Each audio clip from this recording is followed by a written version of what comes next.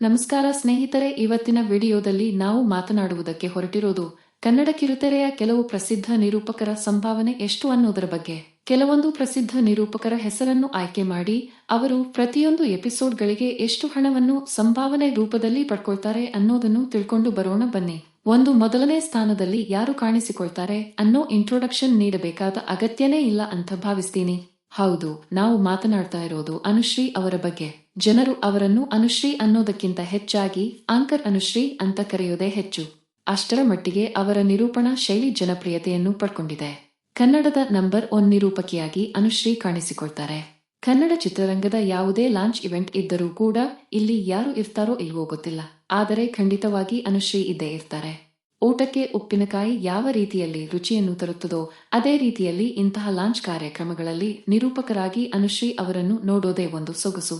ಸರಿಗಮಪ ಕಾರ್ಯಕ್ರಮ ಸೇರಿದಂತೆ ಸಾಕಷ್ಟು ಕಿರುತೆರೆಯ ಕಾರ್ಯಕ್ರಮಗಳನ್ನು ಈಗಾಗಲೇ ನಿರೂಪಕಿಯಾಗಿ ಯಶಸ್ವಿಯಾಗಿ ನಡೆಸಿಕೊಂಡು ಬಂದಿರುವಂತಹ ಅನುಶ್ರೀ ಅವರು ಒಂದು ಎಪಿಸೋಡ್ ಅನ್ನು ನಿರೂಪಣೆ ಮಾಡೋದಕ್ಕೆ 2 ರಿಂದ 2.5 ಲಕ್ಷ ಸಂಭಾವನೆಯನ್ನು ಪಡ್ಕೊಳ್ತಾರೆ.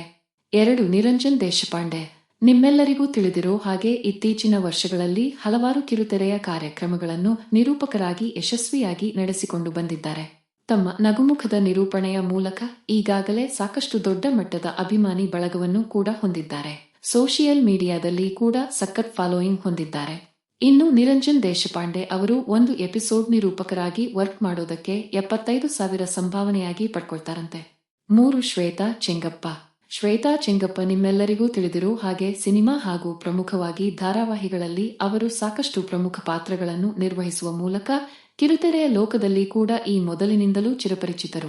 ಇನ್ನು ಅವರಿಗೆ ದೊಡ್ಡ ಮಟ್ಟದ ಜನಪ್ರಿಯತೆಯನ್ನು ತಂದುಕೊಟ್ಟಂತಹ ಕಾರ್ಯಕ್ರಮ ಅಂದ್ರೆ ಅದು ಮಜಾ ಟಾಕೀಸ್.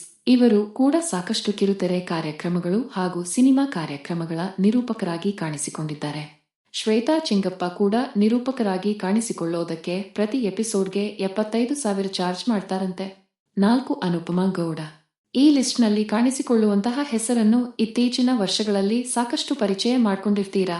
ಹೌದು, ನಾವು ಮಾತನಾಡ್ತಾ ಇರೋದು ಅನುಪಮಾ ಗೌಡ ಅವರ ಬಗ್ಗೆ. ಅವರು ಕಿರುತೆರೆಯಲ್ಲಿ ಜನಪ್ರಿಯರಾಗಿದ್ದು ಅಕ್ಕ ಧಾರಾವಾಹಿಯ ಮೂಲಕ.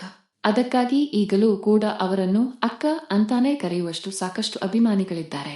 ಇನ್ನು ಕನ್ನಡ ಕಿರುತೆರೆಯ ಅತ್ಯಂತ ದೊಡ್ಡ ರಿಯಾಲಿಟಿ ಶೋ ಕಾರ್ಯಕ್ರಮ ಆಗಿರುವಂತಹ ಬಿಗ್ ಬಾಸ್ನಲ್ಲಿ ಕೂಡ ಭಾಗವಹಿಸಿ ಬಂದಿದ್ದರು. ಕಲರ್ಸ್ ಕನ್ನಡ ಸಾಕಷ್ಟು ರಿಯಾಲಿಟಿ ಶೋ ಕಾರ್ಯಕ್ರಮಗಳಲ್ಲಿ ಇತ್ತೀಚಿನ ವರ್ಷಗಳಲ್ಲಿ ಅನುಪಮಾ ಗೌಡ ಅವರನ್ನು ನಿರೂಪಕರಾಗಿ ಮಾಡಿದ್ರು. ಇವರು ಕೂಡ ನಿರೂಪಕರಾಗಿ ಕಾಣಿಸಿಕೊಳ್ಳೋದಕ್ಕೆ ಪ್ರತಿ ಎಪಿಸೋಡ್ಗೆ 1 ಲಕ್ಷ ಸಂಭಾವನೆಯನ್ನು ಚಾರ್ಜ್ ಮಾಡ್ತಾರೆ. 5. ಮಾಸ್ಟರ್ ಆನಂದ್. ಬಾಲನಟನಾಗಿ ಕನ್ನಡ ಚಿತ್ರರಂಗದಲ್ಲಿ ಅತ್ಯಂತ ಹೆಚ್ಚು ಯಶಸ್ಸನ್ನು ಪಡೆದಿರುವಂತಹ ಕಲಾವಿದರಲ್ಲಿ ಮಾಸ್ಟರ್ ಆನಂದ್ ಅವರು ಮೊದಲನೇ ಸಾಲಿನಲ್ಲಿ ಕಾಣಿಸಿಕೊಳ್ತಾರೆ ಅನ್ನೋದ್ರಲ್ಲಿ ಯಾವುದೇ ಅನುಮಾನವಿಲ್ಲ. ಇನ್ನು ಇವರು ಕೂಡ ಬಿಗ್ ಬಾಸ್ ಮನೆಗೆ ಹೋಗಿ ಬಂದಿದ್ದು ಸದ್ಯಕ್ಕೆ ತಮ್ಮ ನಿರೂಪಣೆಯನ್ನು ಮಾಡ್ತಿರೋದು ಜಿ ಕನ್ನಡ ವಾಹಿನಿಯ ಡ್ರಾಮಾ ಜೂನಿಯರ್ಸ್ ಕಾರ್ಯಕ್ರಮದಲ್ಲಿ. ಇದಕ್ಕಾಗಿ ಮಾಸ್ಟರ್ ಆನಂದ್ ಅವರು ಪ್ರತಿ ಎಪಿಸೋಡ್ಗೆ 1.5 ಲಕ್ಷ ಸಂಭಾವನೆಯನ್ನು ಚಾರ್ಜ್ ಮಾಡ್ತಾರೆ. 6. ಅಕುಲ್ ಬಾಲಾಜಿ. ನಂತರದ ಸಾಲಿನಲ್ಲಿ ಕಾಣಿಸಿಕೊಳ್ಳೋದು ಅಕುಲ್ ಬಾಲಾಜಿ. ಮೊದಲಿಗೆ ಸಿನಿಮಾದಲ್ಲಿ ತಮ್ಮ ಜರ್ನಿಯನ್ನು ಪ್ರಾರಂಭಿಸಿದ್ದ ಅಕುಲ್ ಬಾಲಾಜಿ ನಂತರ ಕಿರುತೆರೆಯಲ್ಲಿ ಫ್ಯಾಟೆ ಹುಡುಗೀರ್ ಹಳ್ಳಿ ಲೈಫು, ಫ್ಯಾಟೆ ಮಂದಿ ಕಾಡಿಗೆ ಬಂದ್ರು ಸೇರಿದಂತೆ ಸಾಕಷ್ಟು ರಿಯಾಲಿಟಿ ಶೋ ಕಾರ್ಯಕ್ರಮಗಳನ್ನು ಯಶಸ್ವಿಯಾಗಿ ನಡೆಸುವುದರ ಮೂಲಕ ಕನ್ನಡದ ನಂಬರ್ 1 ನಿರೂಪಕರಾಗಿ ಕಾಣಿಸಿಕೊಂಡಿದ್ದರು.